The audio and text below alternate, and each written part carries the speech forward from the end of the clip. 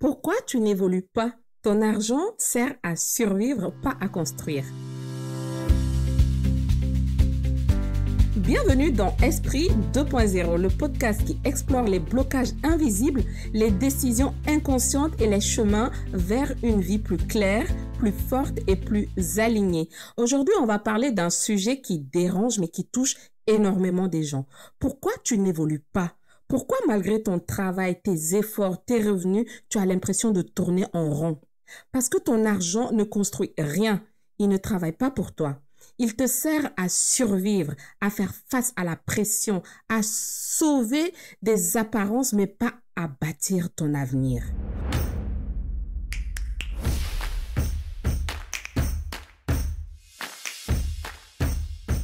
Pour cet épisode, vous aurez à prendre note. Et oui, il y aura des chiffres. Alors, soyez prêts à noter pour relire après. Allez, c'est parti!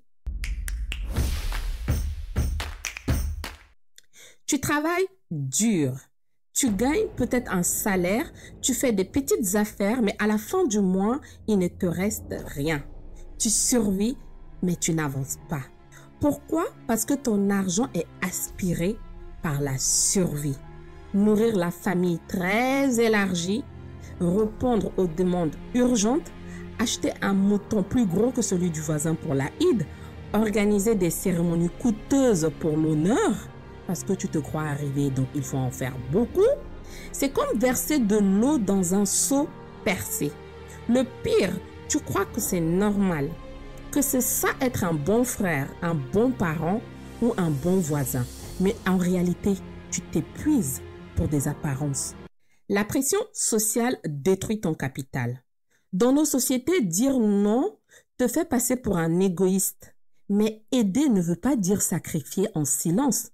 Tu paies pour des fêtes, pour des habits, pour ne pas faire la honte. Tu empruntes même pour ça. Tu t'endettes. Tu impressionnes ceux qui t'oublieront demain. Mais aucune évolution ne peut naître dans un esprit sous pression constante.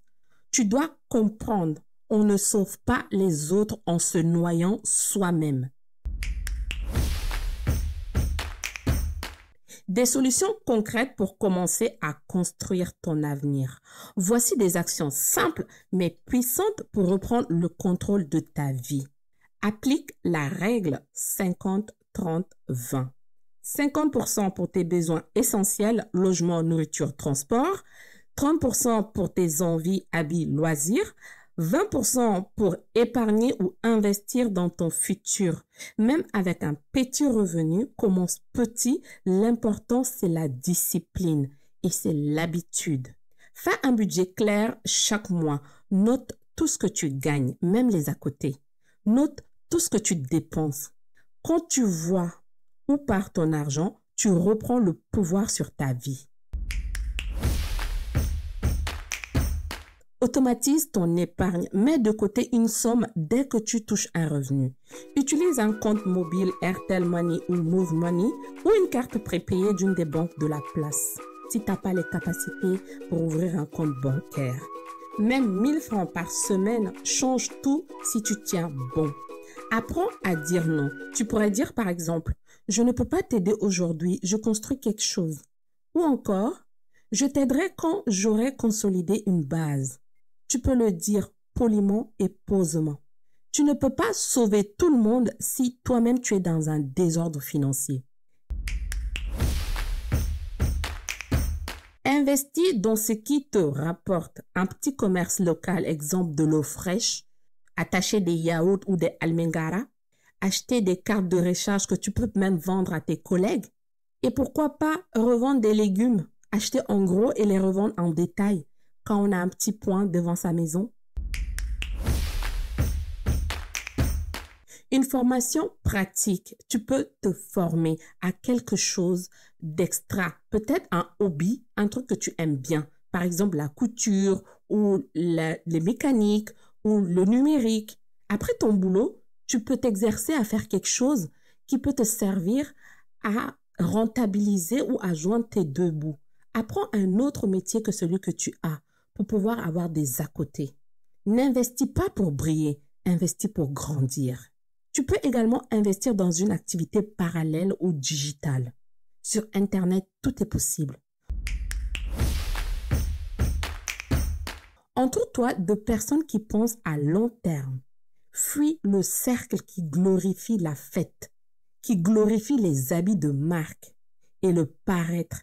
Approche-toi de ceux qui parlent projet, investissement, éducation, évolution. Choisis bien tes amis. D'autres règles de gestion financière existent. Si la règle 50-30-20 ne te convient pas, en voici d'autres. Il y a la 70-20-10. 70 pour vivre, 20 pour épargner ou investir, 10 pour aider les autres. L'idéal pour équilibrer entre besoins, ton avenir et ta générosité. Il y a la règle 80-20. 80 pour tes dépenses, 20 mis de côté dès que tu touches ton argent. Facile à appliquer même avec des petits revenus. Il y a la 60-20-20.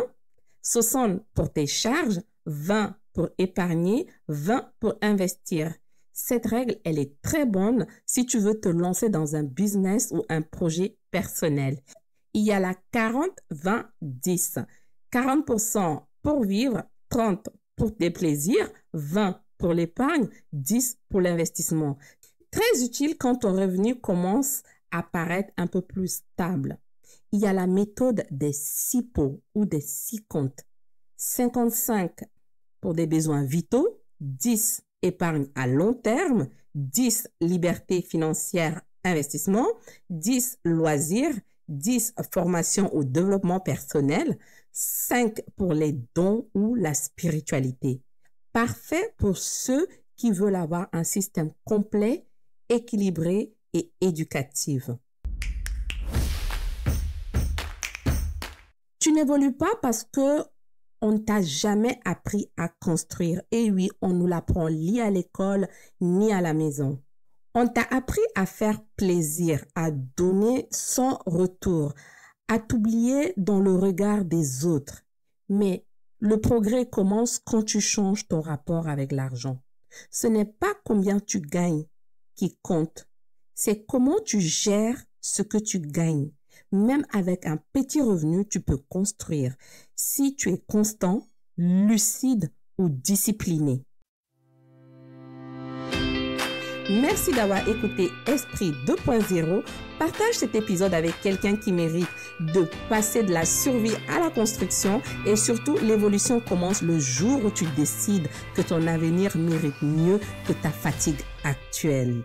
Alors économise ton énergie et partage cet épisode.